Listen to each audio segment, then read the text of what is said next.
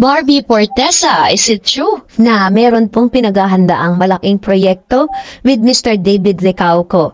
Ano nga ba ito? At ano nga ba ang updates? Dahil ilang linggo na po ang nakakaraan matapos nga si Miss Barbie Fortesa ay dumalaw at nagbakasyon no, dito po sa South Korea. Pero hanggang sa ngayon ay pinag-uusapan pa rin yung kanyang Barbie Fortesa serves space and passion in South Korea's Gangnam District. Barbie Fortesa unleashed her fashionista side as she strolled the street of South Korea's Gangnam District. On her Instagram, the Kapuso primetime princess shared one of her OOTDs during her vacation in the land of K-beauty. In the photos, Barbie can be seen in the light blue and white striped button-down shirt paired with a tan-colored double-breasted coated coat. She also donned high-waisted, slightly flared blue jeans and white sneakers. Alam niyo po ba na yung mga photos po na nilabas ni Miss Barbie Fortesa ay na-feature po sa isang magazine doon po sa ibang bansa. Kaya talagang grabe po, parang may napadaan, parang habang siya po ay nag-feature, someone or somebody from Gangnam, doon po sa South Korea, ang nakuhanan din siya ng photos. Kaya po talagang isa siya sa mga na-feature doon po sa place na yan kasi napakaganda pong place yun na i-visit sa South Korea. At ngayon po ay pinag-uusapan din ang ilan sa mga video clip na kumakalat with Miss Ivana Alawi, kung saan ay parang ito po isang collaboration with Miss Ivana. At I think mapapanood po natin to sa YouTube channel ni Miss Ivana Alawi. Yun nga. So, at the same time, isa rin sa mga piniflex nitong si Miss Barbie Fortesa patungkol dun sa kanyang very proud. Na proud po si Miss Barbie Fortesa na ipakita sa lahat na kung ano po yung mga na-conquer niya. Dahil matatandaan na palagi po natin nakikita si Miss Barbie Fortesa na panay ang takbo, panay ang exercise, Fortesa have achieved a new running milestone. The Kapuso primetime princess Barbie Fortesa just hit a new personal best in running. On Instagram, Barbie shared photos from her longest run, an impressive 11 kilometers with the pace of 7:42 per kilometer alongside fellow actor Christopher Martin. Longest run so far with just an hour of sleep from shoot, she wrote. So, talagang pinupush po ni Miss Barbie Fortesa. Madalas nga po siyang namamataan doon ng ilang mga netizen na talagang grabe po yung kanyang pagpupursige at talagang pinupush niya po yung sarili niya. According po dun sa source, according sa ilang mga articles, ay tinabaga may pinaghahandaan si Miss Barbie Fortesa. Meron po mga bulong-bulungan na magkakaroon daw di umano ng malaking endorsement itong si Miss Barbie. And ang wish ng marami nga na magkasama sila ni David kasi maganda rin po yung body ni Mr. David Licauco, diba? Possible kaya na isa rin siya sa mga kukunin po ng Century, yung super bad na kung saan isa si Miss Catherine Bernardo sa mga ambassador nito at Alden Richards.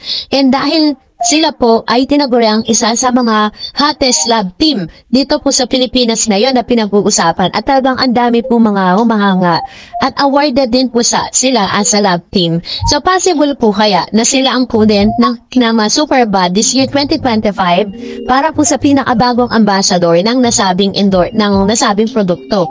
Kasi yearly po nagkakaroon po sila ng tinatawag na mga event, at talaga namimili sila sa mga stars, And I think, sana nga, si Miss Barbie Fortesa, deserve din naman niya, diba? Talagang wino-workout niya po talaga yung magandang body para presentable naman siya when it comes to that biggest event. Kasi talagang mapag-uusapan talaga yan. So, hintayin din natin si Mr. David Licauco to be one of them. At dahil dyan, narito naman ilan sa mga reaksyon po ninyo at inyo po mga komento with regards naman sa ating latest updates. Unahin natin si Miss Gloria Santos. Walang sinabi ang wagas na pathetic toxic user. Naku po, na manggagamit. Kahit anong gawin, walang acting capabilities.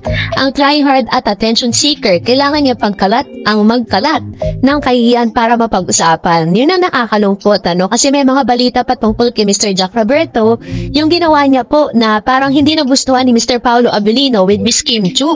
Ba't kaya niya ginagawa yun, Para pinahihiya niya yung sarili niya na parang FC daw, feeling close. So, medyo nairita doon si Kim Chu sa pagkakataon na yun. At muntik nang umalis si Kim Chu pero ang napagdesisyonan po ng It's Showtime na yun na lang si Jack kung tanggalin kaya wala na siya doon. Sabi po ni Miss Mercy Kilala, kawawang Jack, masyadong nagkakalat ngayon, nawala sa kanya si Barbie kung ano-ano nang ginagawang kahihiyan niya. And sabi ni Ma'am Marites Diza, wag na kasi yan i-guess sa It's Showtime, walang gana manood. Actually po, your wish is granted dahil tinanggal na siya, no? Pinalitan na po si Mr. Jack Roberto kasi binigyan na nga po siya ng chance ng GMA na parang magkaroon ng exposure sa mga ganong klase ng kilala po kasing noon time program yan, tas inayang yung pagkakataon.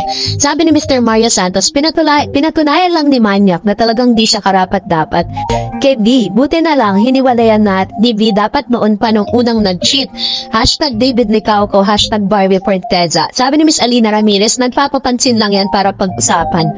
Ang pinaka ang pinaka nakakapanghinayang kasi di ba nagpapagawa ng bahay yan si Mr. Jack Roberto, paano na? No? Kaya kailangan magtrabaho at marami siyang mga dapat gawin. No, para talagang meron siyang pampu nandun sa bahay na pinapatayo niya. Sabi ni Miss Anita Diaz, Jack has been laos and he's not worth watching. Never like him, never will.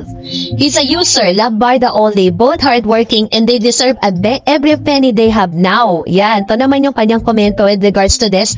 At deserve naman po talaga ng Barda kung ano man po yung mga na-achieve nila ngayon dahil grabe po yung kanilang pagtatrabaho talaga. As in, no? And deserve din naman ni Jack na mabigyan din siya ng chance na makapagtrabaho. Kaso nga lang, sinayang niya yung chance. Sabi ni Miss Petronila Salvador, nakakaawa si Barbie katatapos lang ang iwalay ni Jack. Nasangkot na naman sa kahiyan ni Jack, ginawa ni Jack. Tapos ang lungkot ng Valentine's niya, kailan kaya natapos ang nangyayari sa buhay niya? Sabi ni Miss Luz Biminda, sige lang Barbie, pagpalain ka palalo ni Lord, wag ka lang magbabago ng ugali. Yan, ito naman yung kanyang komento with regards to this issue. Ito po kasi para lang po sa kaunawaan ng lahat. Ito po yung issue na si Jack Roberto po is pagkatapos ng pagkuyari commercial break, pupunta po siya, dire-diretso siya, sinusundan niya si Kim Cho dun sa dressing room. E naiirita si Kim Cho, syempre nagsumbong siya kay Paolo Avellino. Si Paolo nagalit, parang sinabi niya na paalisin na si Kim. Umalis na siya sa It's Showtime. E nakarating po yun sa management ng It's Showtime. Syempre, kung papipiliin, mas pipiliin po ng It's Showtime management si Kim kesa kay Jack. Kaya yun, pinaalis siya. Sabi ni Miss Anita, love Barda forever. So proud of their accomplishments, especially Barbie and Selfmade. True. Pagkatapos po kasi ng break at sobrang busy po ni Miss Barbie ngayon. Sabi ni Miss Rodora Crisostomo, sa totoo lang mula nang naghiwalay sila Barbie, parang naging ewan ang buhay ni Jack. Asala nila yan. Or kasalanan nila yan. Kung inalagaan at di siya gumawa ng milagro sa mga babes niya, kuno, di sana walang ilalabas na baho nila, no? Mainam nang hiniwalayan na talaga sila ni Barbie hanggat di pa nakakasal kasi lumabas ng tunay na kulay ni Jack. Yun. So, ito naman yung kanyang komento with regards to this. So, that's it for today. For more videos and updates, please don't forget to like and subscribe and please don't forget to follow my Facebook page, Dar Eds TV. God bless everyone!